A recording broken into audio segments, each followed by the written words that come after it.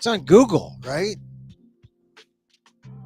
Hey, it's Emil Guillermo, Emil Amok to you. My takes on all things considerable. The Emil Amok Takeout program, podcast, whatever you want to call it. We're streaming live. We're streaming live over YouTube at Emil Amok 1 on FB, Facebook, Meta, whatever you want to call it. fb.com/EmilGuillermo.media or my Emil Guillermo page. Hi everyone.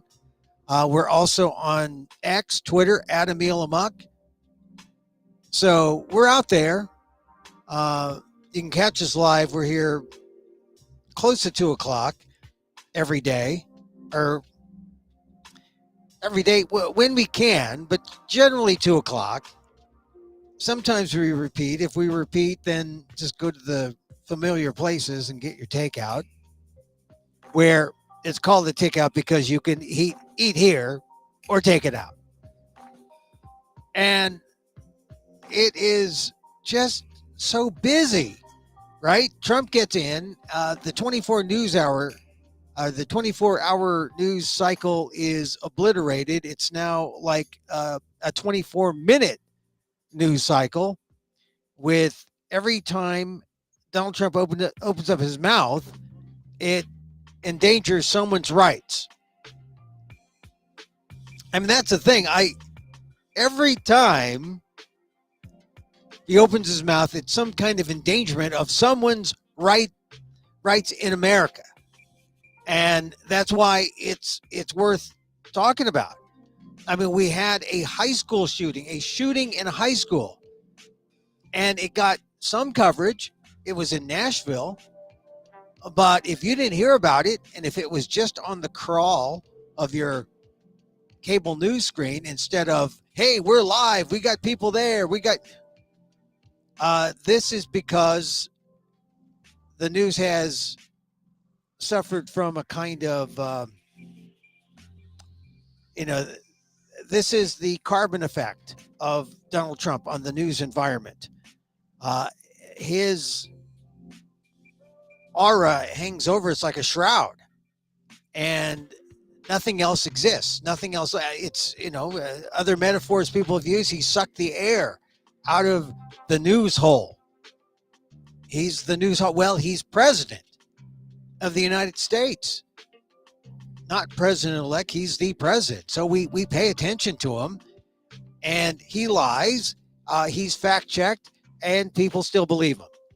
This is the undoing of our government. This is the undoing of our democracy. He is undoing government and then replacing in its void, his version of government, which is unlike anyone's version of government before. Which is why it's all kind of newsworthy, because within 3 days, we are just assessing. I mean, the most egregious was perhaps the most obviously unconstitutional thing that he was trying to do, which is the undoing of the 14th Amendment that granted birthright citizenship to babies, regardless of your parents' status as citizens or not, whether they're born here or not. If the baby was born in America, on American soil, if it was born on American soil, that baby's an American. It's an established principle, let's say. English law that transferred over with the colonies, that transferred over throughout the first century in America, has been the law in America after challenges in 1898. It's been the law in America for over almost 130 years. We talked about that with Professor Daniel Phil Gonzalez yesterday, show 6 or 828. Check that out after this. But there's more, right? Because the attorneys general have filed suit. When we talked about it yesterday, only 18 states, now a full 22 states, have joined in, including Asian American, Filipino American Rob Bonta, the Attorney General here in California. I've met him a couple of times. We're not friends. I mean, acquaintances. I will say this about Bonta. He is the strongest national voice out there now in terms of a loyal opposition to whatever Trump is doing. The most unconstitutional thing that Trump is doing. The loudest, most visible voice now is a Filipino American, Asian American, Rob Bonta, Attorney General of California, a role that Kamala Harris had. And you know what happened to Kamala Harris? It is a catapult to greater national prominence, more power. Javier Becerra became head of HHS. He was Attorney General. I'm just saying that I've been looking at the long tail of Rob Bonta's career arc in politics. He's a young guy. He's just in his late 50s, I think. And if Asian America is looking and Filipino Americans are looking for someone who is leading the Democratic Party, he's emerging. I mean, just look at the last 3 days. You haven't seen much from Gavin Newsom, although probably you will on Friday because he'll be touring the fires with Donald Trump. And that's another thing, the fires. Yesterday, when I was talking with Dan Gonzalez on this program, I used the metaphor of Donald Trump he's like the LA wildfires. Yeah, I mean, he's like the embers are there and he just comes in and blows it around and creates havoc, chaos, whatever you want to call it. He's creating it. Only with the fires, people want to put them out. Trump, with the fires, wants to destroy everything in its path. And that's the super destructive thing about Donald Trump as the president of the United States. So Bonta is up there. He was doing some national interviews today, and I want to play a little something on the 14th Amendment. And he was asked about, well, tell me about the 14th Amendment. Of course, he talks about Wong Kim Ark, the Asian American in the 1890s who was born to Chinese parents in San Francisco. That's the key thing. In San Francisco, Chinatown. He was a citizen. He went back on a vacation to visit in China and then tried to return to America, was refused entry because they said he was not a citizen. He said, 14th Amendment. He said, no, sorry. Birthright citizenship, no. He challenged it. It also coincided with the Chinese Exclusion Acts. So it was racism on top of racism. And Wong Kim Ark, I've been writing about Wong Kim Ark since at least 2000. When my friend John Trasvina, high-powered former Washington attorney, Politico, when he said, hey, you ought to write about Wong Kim Ark. This is Asian American history. Because of his case, birthright citizenship was upheld. The 14th Amendment was upheld almost 130 years ago. And I've been writing it selectively every few years. Sometimes the Republicans get nasty and ornery, and they are now. And that's why we're seeing this activity and why suddenly Wong Kim Ark, after I've been writing about it for most of my column writing career, everyone's writing about Wong Kim Ark.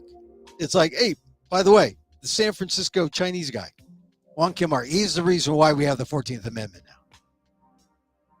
So Wong Kim Ark, that was mentioned today when Bonta was interviewed, but I want to play a little bit of what Bonta had to say about the challenge why he and other attorneys general are challenging Trump on the 14th Amendment, and why what Trump is doing is not only unconstitutional, but it's just wrong.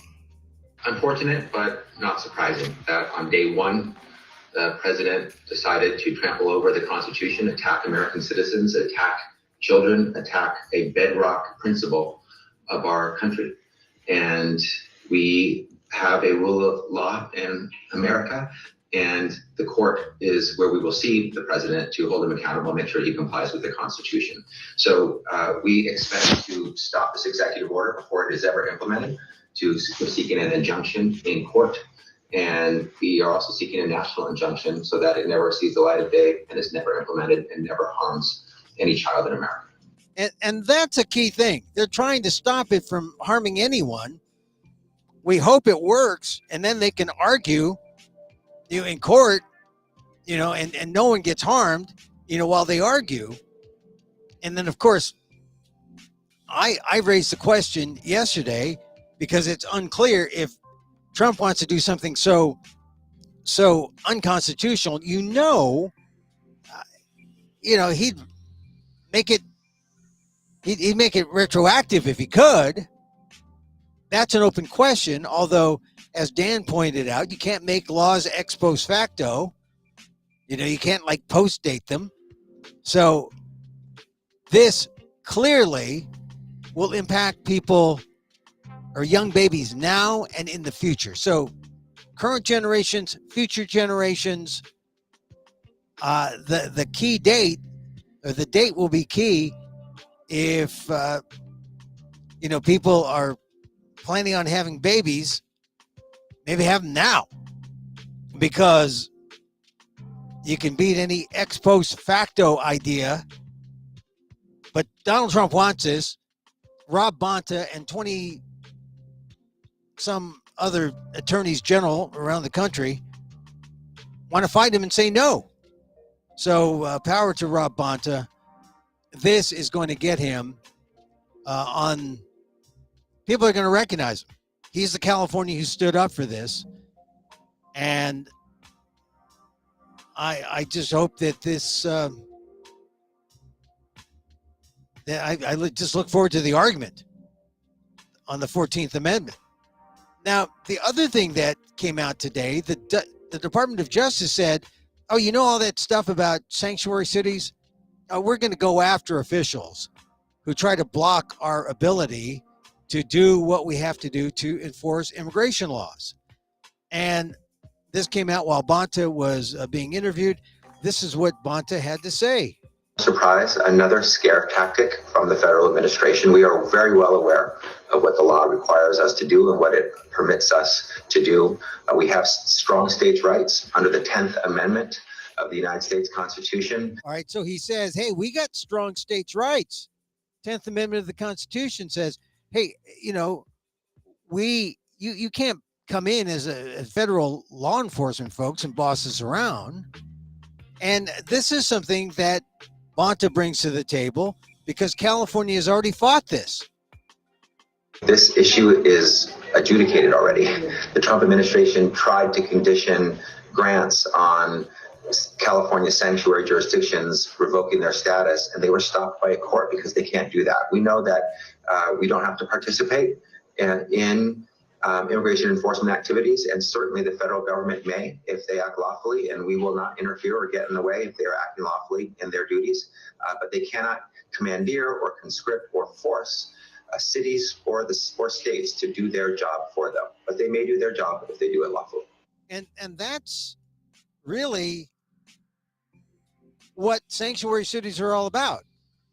That the states and local governments have their laws and their rights and duties. They stay in their lane. The feds come in, and if they're acting lawfully, they can do what they do. But sanctuary cities law said that the states and the local law enforcement weren't going to help them. Not that because they're state, they're local, they're not federal. And the laws that they're there to protect are state and local, not federal laws. So you can say it's highly technical, but it is the thing that has protected many undocumented immigrants who sought sanctuary. The law, the rule of law, this is where the rule of law comes in. And Bonta is very clear. You know, this idea of California fighting the feds when the feds were trying to withhold grants, that's been adjudicated. They can't do that. And it shows that that Supreme Court, the 10th Amendment is strong, protecting the rights of the states. So another legal fight. But what does this mean, practically speaking? Because, you know, when it comes to Donald Trump, it's break the law first. We'll go to court later, right? I mean, look at the documents case. Look at everything. Look at the business documents case. Look at the Mar-a-Lago documents case. Look at even the J6 and the election theft, case. You know, he just does what he wants to do. He allows people to do what they want to do. And say, look, we'll work it out in court. And the anxiety of that, he doesn't care. But he will fight, won't give up till he wins. And he essentially, because he's delayed, has won. And then he's got the Supreme Court behind him saying presidents can't be held responsible or are immune for actions done in official duties or while they're president. So he's got a number of layers. Other people don't have the same kind of layers as the president does. But, you know, the one thing about the president, the J6 folks, they don't have any layers of protection except the one, and that is the word of the president to come to their aid, to come to the rescue, which he did. And that's the other big story of the day. People saying, oh my God, Stuart Rhodes, the Oath Keepers guy, he's out. Enrique Tarrio, the Proud Boys, he's out. These are all violent guys who were put away for sedition. They were serving years, like in excess of 20 years each. And they're out now. So people are scared. People are scared. And it's unclear. I think that's just the way Trump wants it. He is essentially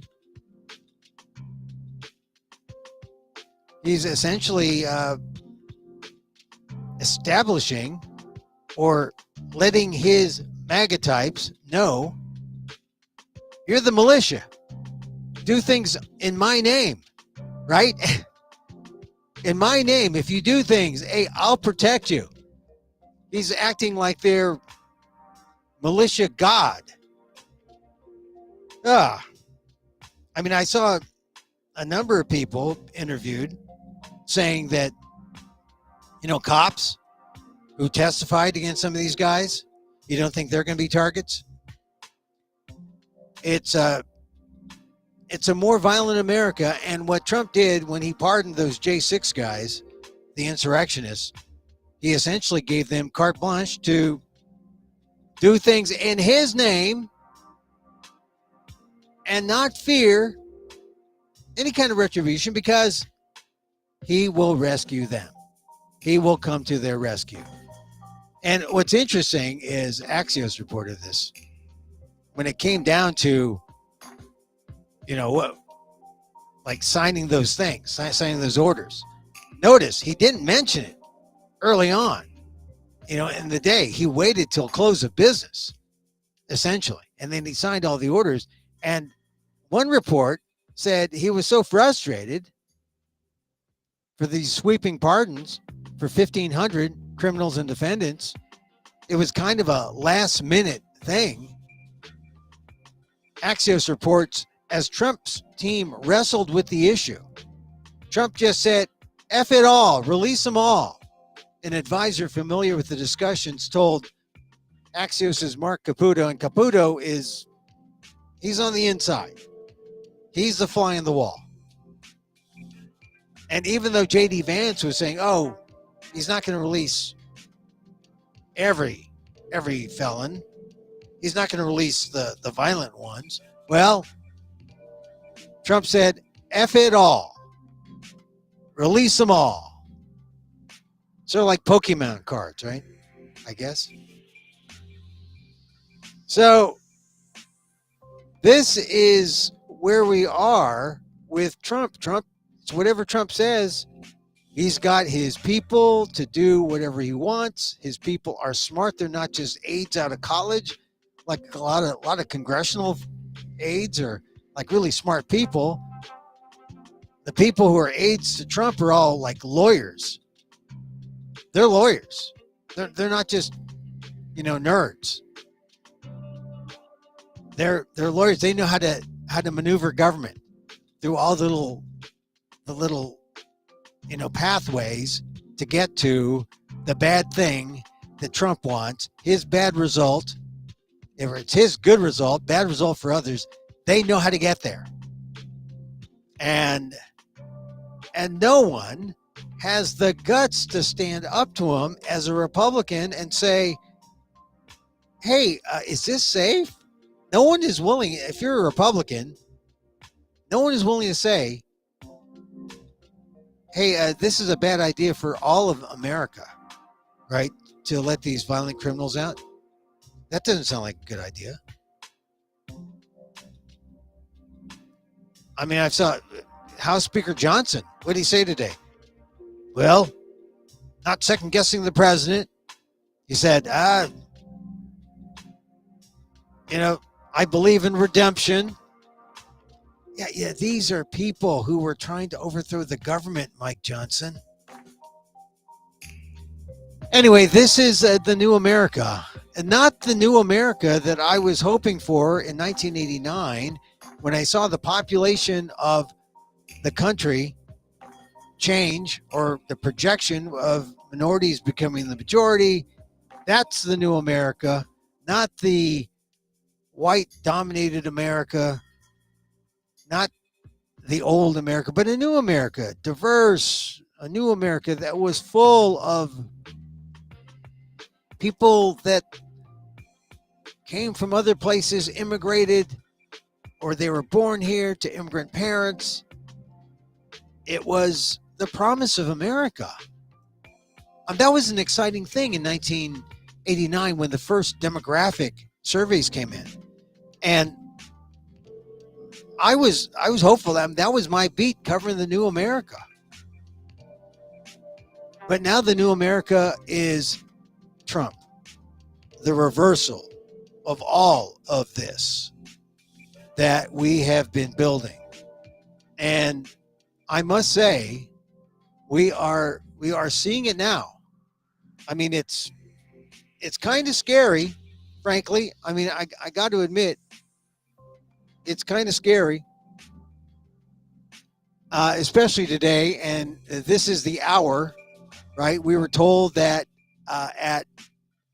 so I'll take off my glasses so there's no glare. I was told that at 5 o'clock, right, they're going to shut down the DEI offices at the government. And so this is the hour. This is the time. Shutting down all of DEI in the federal government, because America is now officially all about colorblind and meritocracy, and affirmative action is officially dead. It was dead with the Supreme Court in 2023 with their decision, but now it's officially dead at the federal level. We knew that with higher ed and affirmative action with that Supreme Court decision at Harvard. We knew that what that would mean. It would mean that, okay, the next slide down the slippery slope would be public contracts, federal government, federal contracts, all that, public employment. Here it is, 2025, January, it's happened. And you already saw big corporations like McDonald's, Meta, dumping DEI. I mean, of course, you're going to give $1 million to Donald Trump's inaugural, you're going to dump DEI because that's part of the capitulation to Trump. So I wrote a piece today, and you can get it at patreon.com, subscribers only. I'll read some of it. Title is RIP DEI. Does Trump know DEI is Latin for God? I mean, he's essentially just killed God, right? That's a symbolic thing that Trump can savor. He's just killed God. But my piece starts off personal. As an Asian American who grew up in the civil rights era of the 1960s, I could not conceive or dream of an uncivil rights era. An uncivil rights era, but that's what we have. Here we are. We're being nostalgic for an America where the prevailing belief in fairness was on our side. We thought America was going to be fair to make up for the hundreds of years of slavery or discrimination or exclusion. I talked about the Chinese Exclusion Act with Wong Kim Ark. Filipinos were excluded, Japanese were excluded, South Asians, they called them Hindus, they were excluded. The exclusion of others. 1898, Chinese. 1924, the Immigration Act. So, but here we are. We're nostalgic for that time when the prevailing belief was in that fairness was on our side. Still, even with that, it wasn't easy. If you recall, someone asked me the other day why I looked so young. And no, it's not the filters on Zoom or these apps. But how I look isn't just due to the increased melanin in my skin or in my ethnic Filipino Asian Americanness, which helps. But part of it too is this simple fact. I've been underutilized all throughout my life in my various careers. The door opened occasionally, but mostly remained shut. When it did open, I had my chance to prove myself, and I was always proud of what I could show, but there never seemed to be enough spaces. I was often the only Filipino or person of color in the room, and too many times, one of us was enough.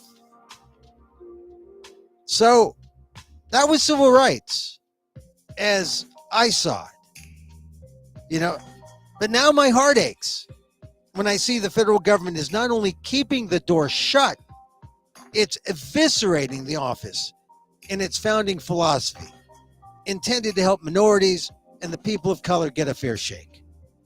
That's all we wanted, a fair shake. That's all we got.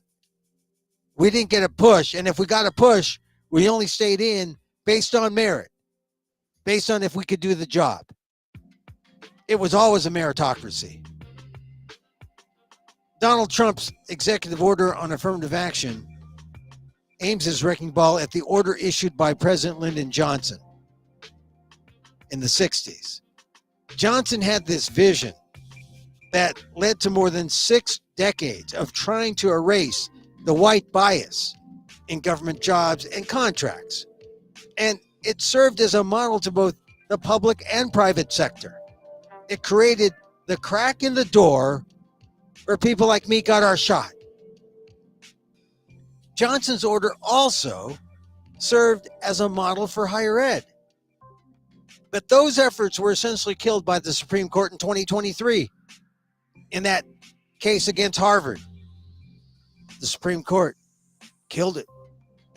We all knew with that ruling, the next step would be public employment and contracts in some fashion. Some states had already banned what was rebranded as DEI. But since the Trump election, it was clear the feds would follow suit. The private sector was already ahead of the pack.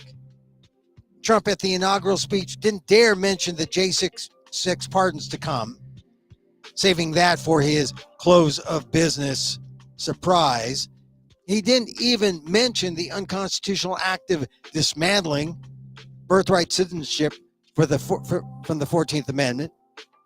But his official inaugural address, he made it clear when he said he'd get, quote, race and gender out of public life, including standard policy of America is colorblind and merit-based. That, when he said that, that's what hit me. It's the false DEI killer that only hinders the progress intended to make right America's racial wrongs. So DEI is dead. Strange coming from the president who said he was saved by God to make America great again. I mean, does he even know DEI is God in Latin? He's essentially killed God, right? He's killed DEI. DEI in Latin? Killed. But the other thing is, we're no longer in what we call Johnson's Great Society.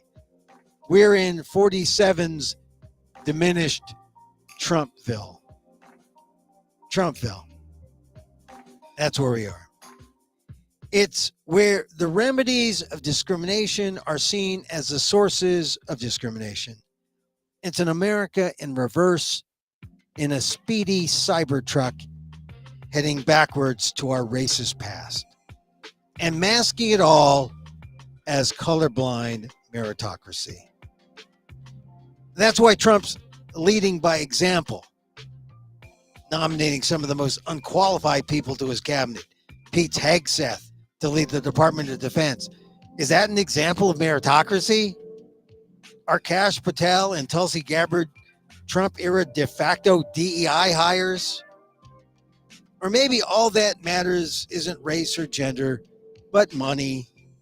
The defense of Hegseth, of course, is fueled by mega donations. Money talks in this oligarchy where Trump joins his front row billionaires at his inaugural after launching that Trump meme coin last weekend, now valued at over $40 billion. $40 billion. Trump is only too happy and proud to monetize the presidency. And it's only the first week of America's undoing. The first week of America's undoing. It remains incumbent on those of us who got a break in the civil rights era to do all we can to keep open even the smallest crack in the door. And I will hope to do so. I mean, it's a changed world too. I mean, in the old days, it was easier because those of us who were trying to keep that crack in the door open, once we went through, we kept our rear leg and tried to keep it open for the next guy. But now there are so many of us who say diversity, schmiversity, who needs it? Certainly the Asian Americans who joined in that suit with the anti-affirmative action guy to defeat affirmative action at Harvard. And this last election,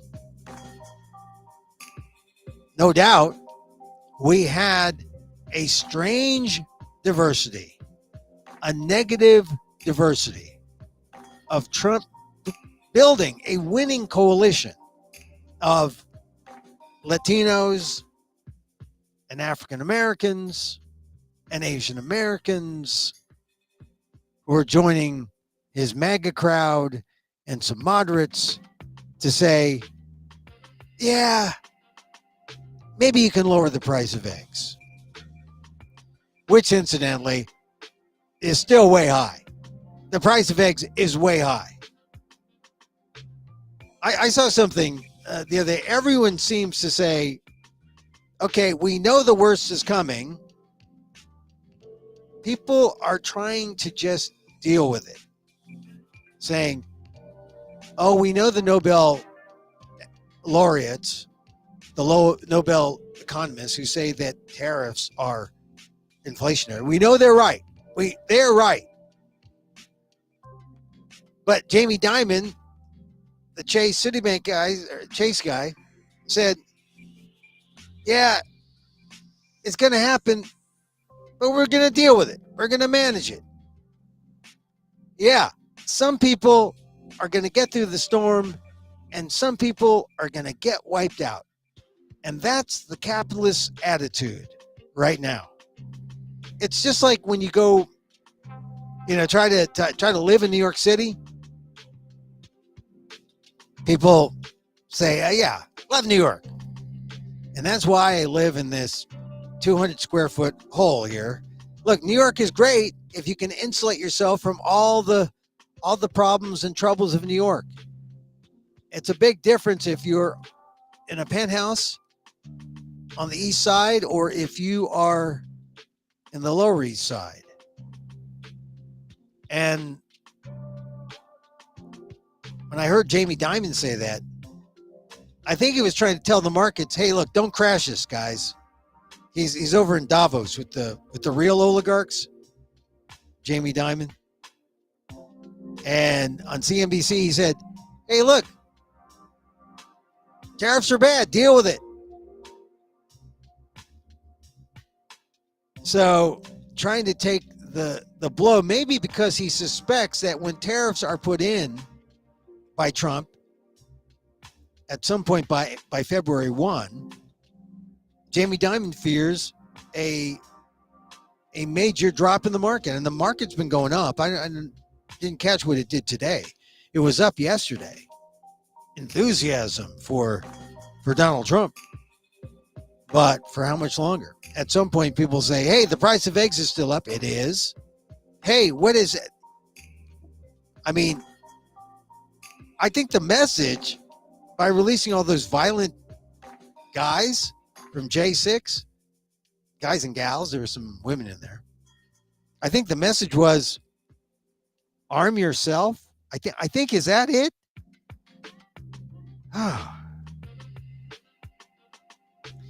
America.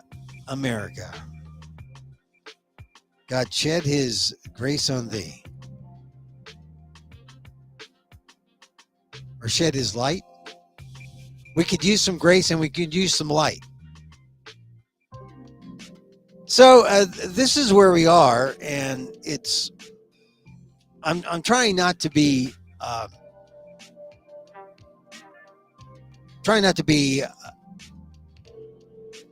and I'm not depressed.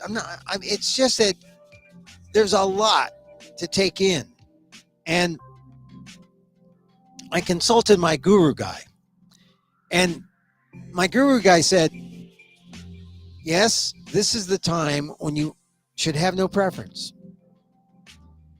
And he likes to say this. He said, here's an ugly picture that you're looking at and you hate it. You think it's ugly. But while you're looking at it, you think it's beautiful. Who wins? Well, you do, because you've just had, 5 minutes of appreciating this ugly thing is beautiful. I guess that's saying, do we find the good thing in Trump? Or does that make us look only more capitulating? There is a way to fight back. And it's not fight, it's just to engage. But to engage in a civil way. And that way is to know how Donald Trump likes to be treated. He likes to be treated like a king. He likes to be treated if you are in service to his vanity. So the key thing is, as I pointed out in one of my columns on the Inquirer.net and also on Substack, is we have to find that space where our interest and Trump's vanity coexist? Is there such a place? Am I just making this up? No, there's got to be a place where Trump's vanity and our interests stand together. We got to find it, and that's the way to make him move. We tried to use the rule of law, but now he's in control of all the levers of power. And he's president. He's got the immunity. He's got the House. He's got the Senate. He's got the courts. This is going to be a long, tough journey. But look at TikTok. TikTok was banned. He was for the ban, for national security. TikTok was seen as, oh, the young people love me. 170 million users, they love me. Now Donald Trump is for TikTok. He got it. It's 75. I think it's 75-day extension. And so a deal is going to be made. Someone's going to buy it. He has some idea that maybe the United States should buy it. China would never go for that. But he bought some time. I just think that TikTok, advocates for TikTok found that Trump vanity space. If you have an issue, find that space and you'll move forward. Otherwise, we're all inching along as we can. Not easy, but it is a legal battle, at least on the 14th Amendment. And now the DOJ, Department of Justice, says ICE can go into hospitals, schools, ICE can go into churches. Whether or not they actually do that, that's another thing. But if they do that in sanctuary cities, the locals aren't going to help them. If they're true to the law, they won't. Although, there's some people on the local and state forces that see eye to eye with Trump and not eye to eye with the rule of law. And that is going to be a major issue. So I'm just skimming through all the different things here. Oh, this is a big one. Stopping refugee arrivals. Suspending the U.S. refugee admission program. That there's a lot of people who've been, for many years, they've been vetted. They're all ready to get on their planes. That was canceled.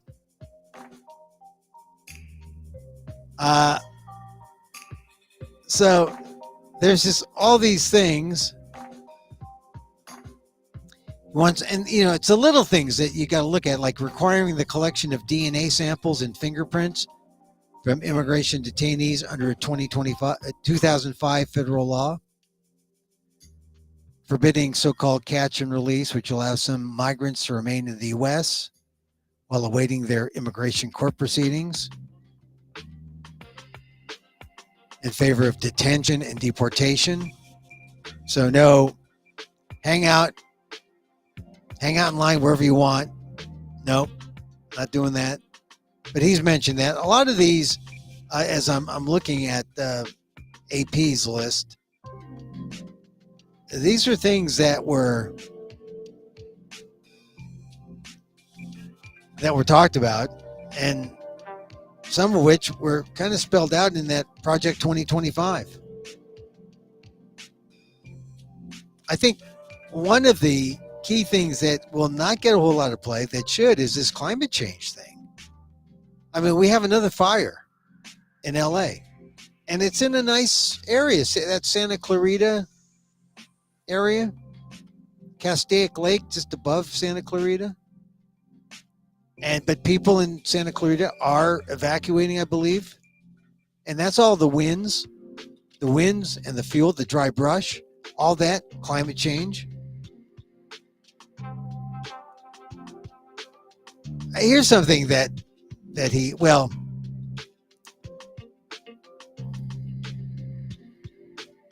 just looking through this. They're requiring that the U.S. government recognize two genders only, male and female, on passports, visas, global entry cards, and all other forms and documents. That's just not being civil. I mean, even if you're trans, you know, they respect two genders. The trans man, trans woman. He's just trying to create anxiety. This is part of the Trump wildfire effect. It says mandate that all federal civil rights law and labor law be interpreted and enforced with the understanding that sex is not a synonym for and does not include the concept of gender identity. Your sex is not your identity. It's just, I guess, biological. Your biological. Well, see, he's just gone with the opposite rhetoric. This is anti-LGBTQ rhetoric, right? Forbid federal money, including grants, from being used to promote gender ideology, and direct the Attorney General and Homeland Security Secretary to ensure that males are not detained in women's prisons or housed in women's detention centers. That's the bathroom effect, right? You're in your own bathroom. You know who you are. But, he puts it in these orders. The orders are a huge number of orders. And the rookie president wouldn't dare do anything like this because he didn't know what he was doing. Now he does. And look at the havoc he's causing. All right, now, this is one thing I wanted to mention.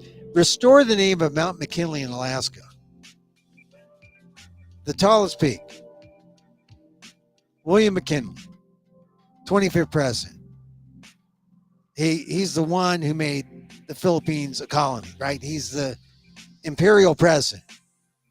It stands to reason that the peak that bears his name is this big white monolith. I'd say when Trump goes, he's going to rename it again to Mount Trump. Just my sense.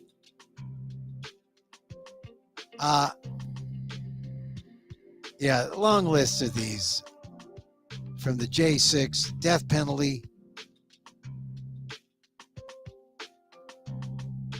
And he's going over all the ones that Biden pardoned, the federal prisoners who had death penalty sentence commuted by Biden, trying to see if they could be charged with capital crimes in states. So this is just a total undoing of the last 4 years of America. And there's no such thing as settled. There's no such, we are America, the pendulum swinging, the ding-dong democracy. We cannot seem to settle.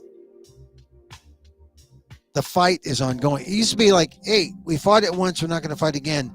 But now it seems the fight, it's a never-ending fight. It's a never-ending fight. And that's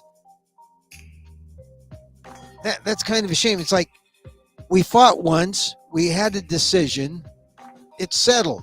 Right? No. Abortion, pro-choice, I mean, gender issues, civil rights, voting right. We had the decision. And no, it's because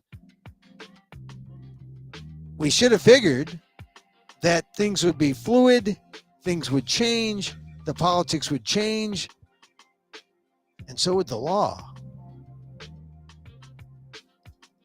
Even if the law was working or is working, it was good.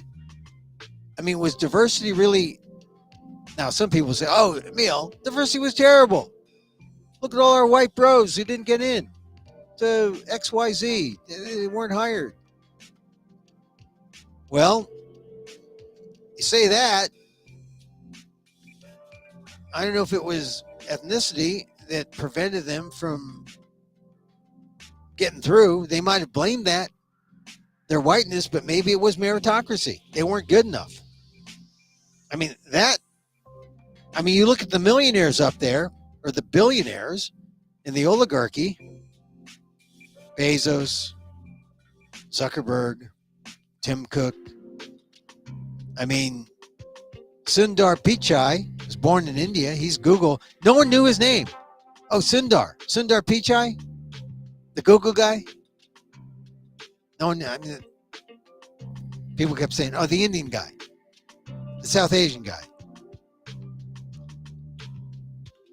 No, I think this is a problem. This is a problem. So,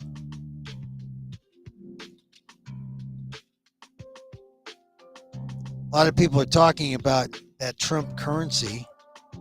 I mean, he got up to as high as 56 billion. Now it's like, I think 41 billion. I don't know where it is, but there's no underlying basis of value except people bid it up. So imagine the room for graft that creates. You could just like send money into this thing, bid it up, pump and dump. Speculation. People make a short-term profit betting on Trump. And can you imagine if that determined how certain policy things went? I wouldn't put it past him. We're in a new era. As I was saying, I was talking to my guru guy thinking, how do we deal with all this? And he just says, just relax. Have no preference. The guy who's so adamant against one side and is only happy if only one thing happens is limiting himself. The idea is to be happy and deal with it all. Engage and make changes in policy where you can. I would say that would be great. It sounds like we're moving toward a kind of a